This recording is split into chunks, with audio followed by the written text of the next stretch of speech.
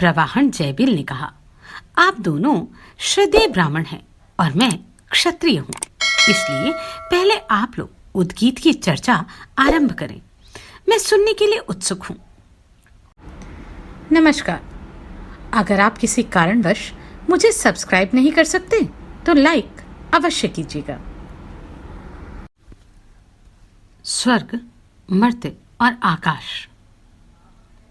3 व्यक्ति शिलक, शालावत्य, चैकितायन दालभ्य और प्रवाहन जयबिली उद्गीत अर्थात ओंकार संबंधी मंत्र विशेष के ज्ञान में प्रवीण थे। उन्होंने एक दूसरे से कहा, हम उद्गीत में कुशल हैं और इस ज्ञान का परिचय देने के लिए तैयार हैं। यह कहकर वे तीनों बैठ गए। प्रवाहन जयबिल ने कहा, आप दोनों श्रद्धेय ब्राह्मण हैं और मैं क्षत्रिय हूँ, इसलिए पहले आप लोग उद्गीत की चर्चा आरंभ करें। मैं सुनने के लिए उत्सुक हूँ। शिलक शालावत्य शालावत का पुत्र था। उसने चैकितायन दालभ्य अर्थात दलभ के पुत्र से कहा, यदि आप आज्ञा दें तो मैं आपसे कुछ प्रश्न करूं। चैकितायन ने कहा, आप प्रसन्नता से प्रश्न कीजिए। शिल्क ने कहा, साम की जाति अर्थात आधार या आश्रय क्या है? चैकितायन ने उत्तर दिया, स्वर। स्वर की गति क्या है? प्राण। प्राण का आधार क्या है? अन्न। अन्न का आधार क्या है? जल। जल का आधार क्या है?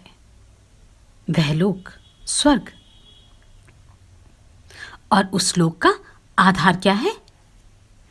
चैकितायन ने कहा, हमें स्वर्गलोक में आगे नहीं बढ़ना चाहिए, क्योंकि साम का संस्थापन उसी स्वर्ग पर हुआ है।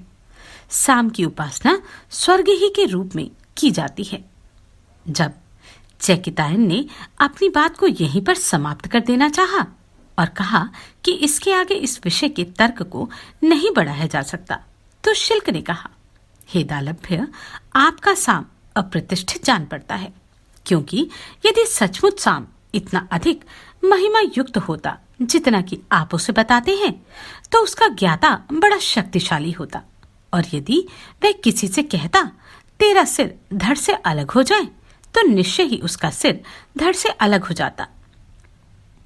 आपकी बात का आश्रय यह है कि साम के संदर्भ में तर्क को उस सीमा से आगे नहीं बढ़ाया जा सकता जहां तक आपने उसका वर्णन किया है, पर मैं ऐसा नहीं मानता। चैकितायन ने जब यह सुना तो उसने कहा, मुझे बड़ी प्रसन्नता होगी यदि आप इसके आगे का रहस्य मुझे समझाएं। मैं अवश्य समझाऊंगा। प्रश्न कीजिए। उस लोक का आश्रय आप क्या बताते हैं? यह लोक पृथ्वी। और इस लोक का अर्थात पृथ्वी का आश्रय स्थल क्या है? शिलक ने उत्तर दिया, हमें इस लोक से आगे नहीं बढ़ना चाहिए, क्योंकि इसी पर साम प्रतिष्ठित है और इसलिए उसे प्रतिष्ठा कहकर उनकी स्तुति की जाती है। पृथ्वी में जो यज्ञ, दान, हवन आदि क्रियाकलाप होते रहते हैं, उनसे स्वर्गलोक का निर्वाह होता है। इसीलिए श्रुति ने कहा है, मनुष्य यज्ञ में जो आहुति देते हैं उससे देवताओं की जीविका चलती है। इसके अतिरिक्त पृथ्वी समस्त भूतों अर्थात प्राणियों का आश्रय स्थल है, इसलिए यह साम का भी आश्रय स्थल है। तब प्रवाहरण बोले, हे शिल्क, शालावत्य, आपने जिस साम का वर्णन किया है वह सीमित और शांत है। साम को यदि आप पूर्ण रूप से जानते तो उसकी शक्ति आपके आगे प्रमाणित हो जाती। साम का ज्ञाता यदि किसी से कहे तेरा सिर धड़ से अलग हो जाए, तो निश्चय ही उसका सिर धड़ से अलग हो जाएगा।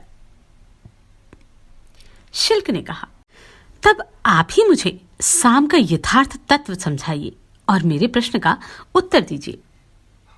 अच्छी बात है, प्रश्न कीजिए। इस लोक पृथ्वी का आश्रय क्या है? आकाश।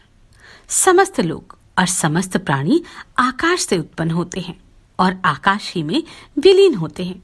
सबसे ज्येष्ठ, सबसे पहले उत्पन्न होने वाला आकाश ही है और वही सबसे श्रेष्ठ है। आकाश ही पर ब्रह्म स्वरूप है। नमस्कार, मैं आभा शर्मा जावास।